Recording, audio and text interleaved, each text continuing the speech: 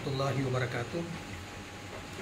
Rekan-rekan sekalian, kembali kita berjumpa di Jejak Semesta 65. Semoga Allah Subhanahu wa Ta'ala senantiasa memberikan rahmat dan karunia-Nya kepada kita sekalian, sehingga kita dapat menjalankan kegiatan kita sehari-hari dengan sebaik-baiknya. Kawan-kawan sekalian, pada kesempatan ini saya akan hadirkan satu pandangan dan ulasan yang sangat menarik dari Profesor Fadzli Jalal, yang pandangan beliau ini dimuat di ABW News pada tanggal 15 Juni 2023. Kawan-kawan sekalian, Profesor Fadzli Jalal adalah seorang birokrat dan seorang ilmuwan intelektual. Beliau pernah di Bappenas, Badan Perencanaan Pembangunan Nasional, Kepala Biro, pernah menjadi Kepala Biro Pemuda, Agama dan Olahraga, kemudian pernah menjadi Dirjen Dikti, Dirjen Perguruan Tinggi di Kemendikbud, kemudian kalau saya tidak salah pernah menjadi Kepala BKKBN, dan kini mungkin sudah pensiun beliau dan tergabung dalam Ikatan Cendekiawan Muslim sebagai anggota Ikatan Cendekiawan Muslim Indonesia. Nah, kawan-kawan sekalian, beliau berpandangan bahwa saudara beliau memberi pandangan terhadap sosok Baca Pres Anies Rashid Baswedan. Dia mengatakan bahwa sangat pantas menjadi presiden, anak muda yang kaya gagasan. Itu sekaligus sebagai judul dari pandangan beliau yang dimuat di ABW News ini. Baiklah kawan-kawan sekalian, kita coba bacakan pandangan-pandangan beliau yang diulas oleh ABW News terkait dengan Capres Anies Rashid Baswedan. Saudara sekalian, berbagai skenario terus dilakukan untuk menjegal Anies Rashid Baswedan dari bursa calon presiden 2024. Meski digempur secara masif, namun tidak membuat pendukung mantan gubernur Jakarta itu semakin berkurang, bahkan sebaliknya dukungan terus mengalir dari seluruh lapisan masyarakat dan pelosok Nusantara, di seluruh pelosok Nusantara.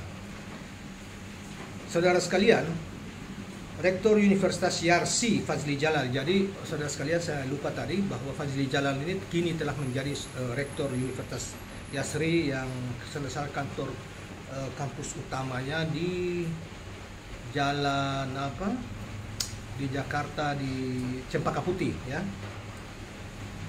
Rektor Universitas Yasri Fadzli Jalal mengatakan dirinya tertarik dengan Anies Baswedan bukan datang begitu saja dan tanpa sebab. Dia mengenal sosok Anies Baswedan ketika masih menjadi Rektor Universitas Paramadina di usia yang masih sangat muda, yaitu 38 tahun.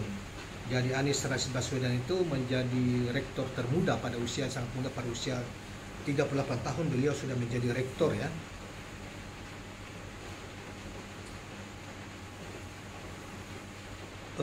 Saya tertarik dengan Anies Baswedan karena dia anak muda yang kaya dengan gagasan. Indonesia butuh pemimpin alternatif seperti sosok Anies Baswedan yang cerdas, visioner, dan punya prestasi, berkarakter, ya. Kalau dilihat dari prestasi dan karya-karya, saya kira Anies pantas jadi presiden, katanya. Mantan Wakil Menteri Pendidikan Nasional, oh iya, beliau juga sebagai Wakil Menteri, ya, pernah menjadi Wakil Menteri Pendidikan Nasional di era pemerintahan Susilo Bambang Yudhoyono. Dia mengatakan Anies punya banyak gagasan dan inovasi luar biasa dalam dunia pendidikan.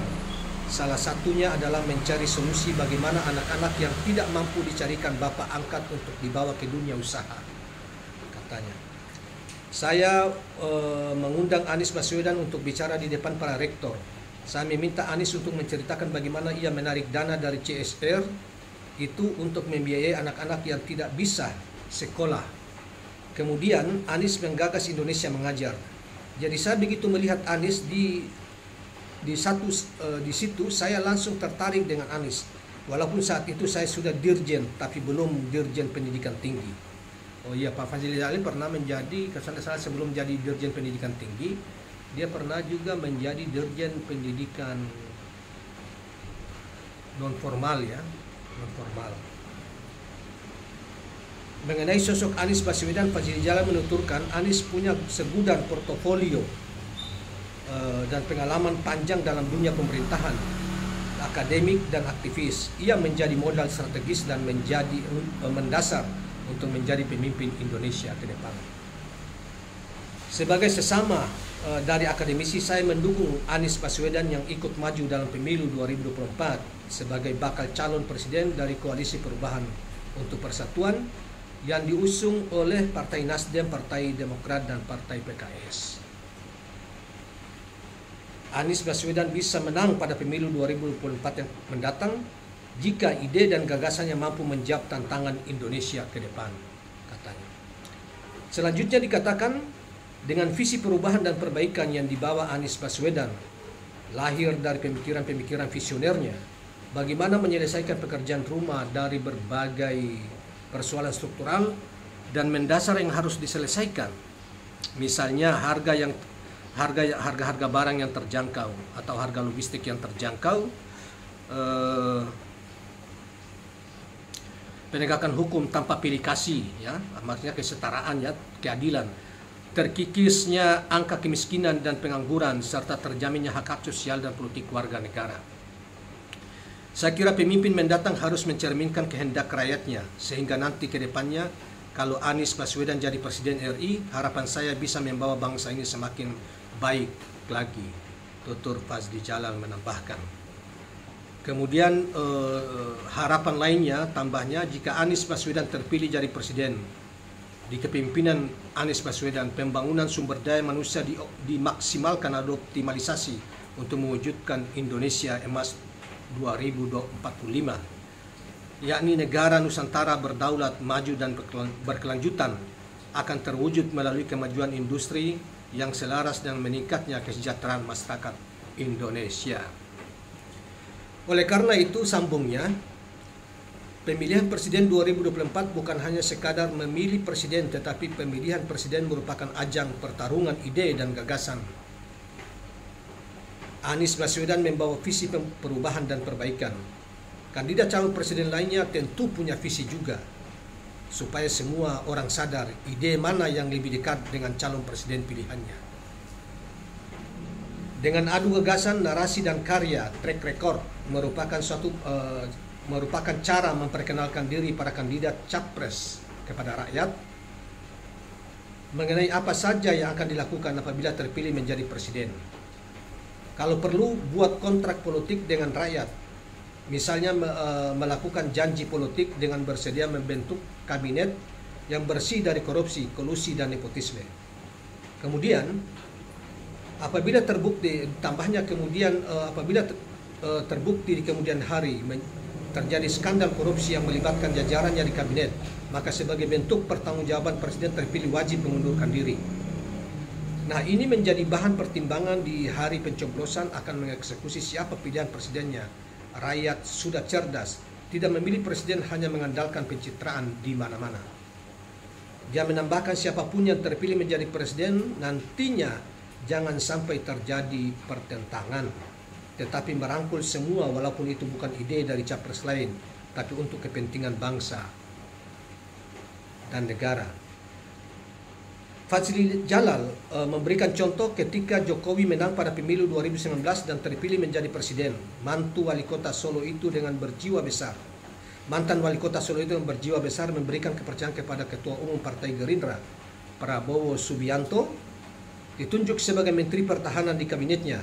Padahal Prabowo Subianto merupakan lawan atau rivalnya politiknya saat itu. Pemilu 2024 jangan ada konflik berkepanjangan apabila adanya perpecahan di pihak yang kalah. Jangan sampai keluarga terpecah belah sampai saling bermusuhan, kata mantan kepala BKKBN itu. Kemudian, Fazli Jalal mengatakan siapapun calon wakil presiden yang dipilih tidak masalah karena sebelum memutuskan pilihannya pasti sudah terjadi pertimbangan, diambil pertimbangan-pertimbangan yang matang dari Anies dan tim pendukungnya.